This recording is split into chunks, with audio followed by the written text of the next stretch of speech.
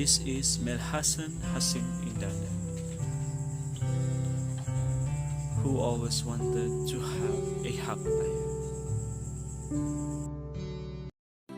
And that happiness happened when he met the one who always there for him. And that is his wife and his daughter.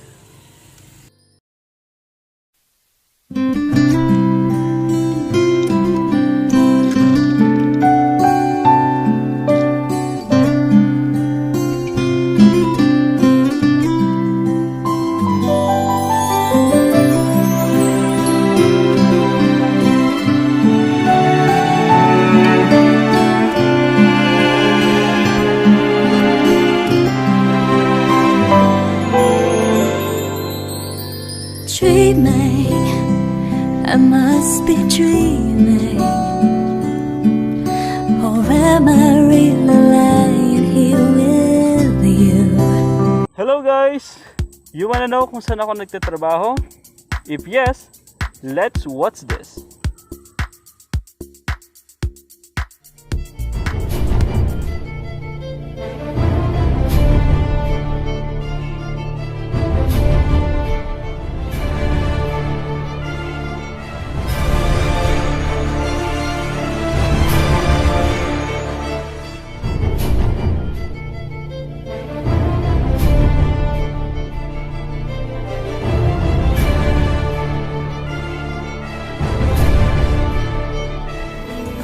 The school, as a well-rounded academic community, would like to involve parents by actively engaged and aware of the new normal in education. Their support is very much needed, especially in this time of pandemic. Hence, LSVMS would like to exemplify quality education despite pandemic, because we believe that Leonidas S. Ferrata Memorial School envisions a globally competent community at the service of others. For excellence and service, we are ready.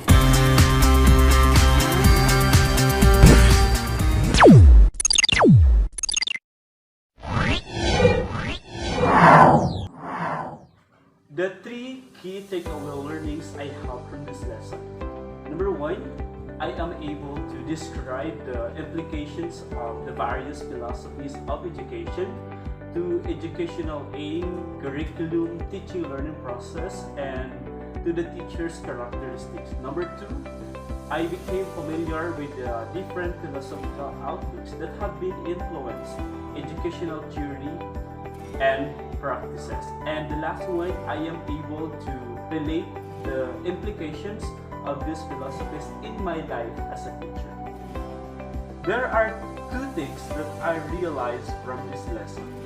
First, philosophy and education have been a very important components to develop and enrich the personality of individuals and citizens of a country.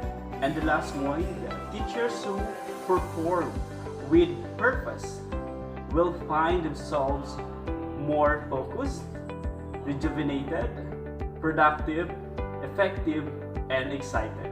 Among the philosophical foundations discussed, I believe in progressivism because it aims to provide the students the necessary skills to be able to interact with their ever-changing environment and develop the whole person who will become a responsible member of the society. Learning actually is rooted in the questions of the learners that arise to experience in the world. As much as possible, I try to make my teaching learning process interesting and useful by planning lessons that provoke curiosity. I also integrated technology when students have an array of exciting web tools that at their disposal, they become eager to participate in almost any class activity. Replace homework with engaging in class activities, eliminate the rules and consequences. Then I have actually set the tone from the first day of this school year by eliminating all discussion of rules and consequences. I explained that my learning environment is built on mutual respect and a quest for knowledge, and I kept activities engaging. And behavior will never be an issue and involve my students in evaluation. The numbers, percentages, and letters on activities, projects, and report cards say little about learning. And I believe that in involving students in conversations about their learning not only builds trust but also help them become critics of their own work, which is a remarkable part of the amazing student-centered classroom. Among the philosophies we have discussed, I think I am an existentialist because I believe that things constantly changing. As a teacher, I help my students to understand and appreciate themselves as unique individuals who accept complete responsibility for their thoughts, feelings, and actions. As a facilitator, I help students to define their own essence by exposing them to various paths they take in life, implement a wide variety of options in all the activities happening in my class, and by creating an environment in which they freely choose their own preferred way. And lastly, my role is to create environments that spark, encourage, so that my students will choose to learn. And they should embrace and be at peace with their strengths and their unique individuality.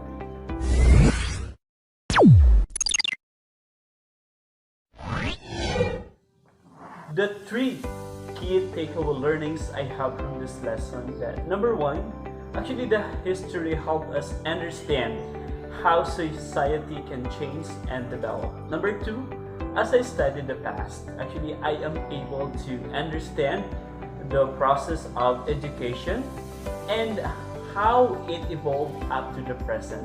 And last point, the beliefs and experiences of educations today rest on the history by knowing what accomplishments of the leaders in the past.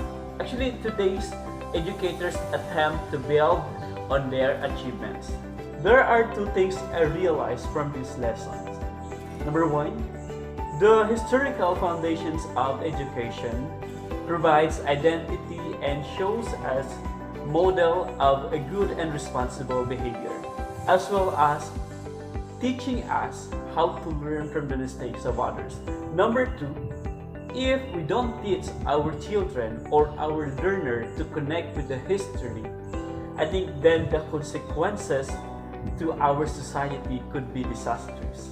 Among the educational philosophers discussed, I believe in Jan-Lewis philosophy because I believe that education is a social process. Education is growth, and education is not preparation for life. Education is life itself. As much as possible, in my lesson, I related the topic into the broader aspects. My students must experience the reality of life by providing the activities that help them decide and enjoy the essence of education and learning. Among the Filipino educators discussed, I can relate well with the philosophy of Dr. Jose P. Rizal because he supports the idea that education has the capacity to elevate nation. He also believes that education can develop the people's mentality, and he emphasizes that ang kabataan ay pag-asa ng bayan. As a frontliner of learning, the learning and the future of the youth or learners depends on me. I am not only delivering, creating, and planning the subject matters to be taught to them, but I cultivate their confidence, nourish their thinking skills, and teach them to be patriotic.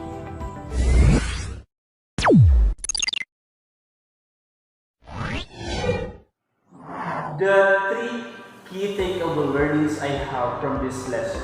Number one, the legal basis or provisions that gives limitations to teachers and the students to avoid instances that may violate the rights of the two parties. Number two, Teachers are protected from harm and discrimination based on their race, sex, and national origin because of the laws created. And the last one, teaching is a noble profession.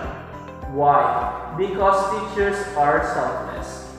They are always ready to go to extend their help to their students, and it gives a great feel of self-satisfaction to a teacher like us when we see our student achieve or succeed in life. There are two things that I realized from this topic. Number one, the laws created will protect the rights of the teachers like the tenure of office, academic freedom, tax reliefs, and other benefits. And the last one, it is important for us to be knowledgeable on the legal basis because it serves as a guide for us teachers on how to properly deal with our students, parents, co-teachers, administrators, colleagues, and other stakeholders.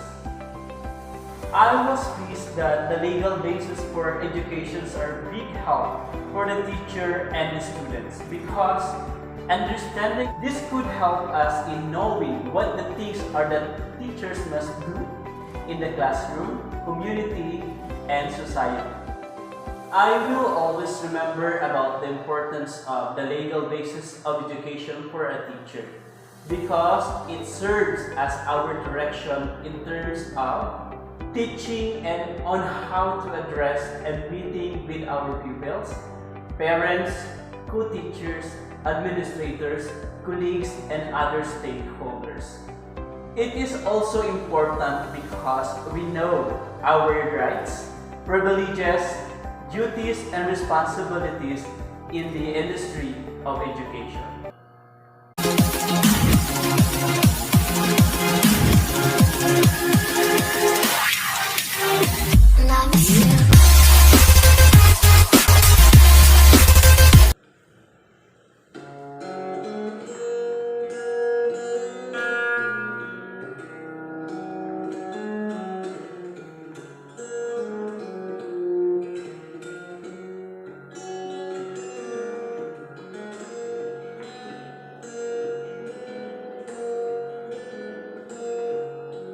Thanks for your kind patience and realness. You encourage, support, and care about us. You engage, inspired, and empowered us every evening. Thank you for seeing us as your partner. You were always there anytime. You made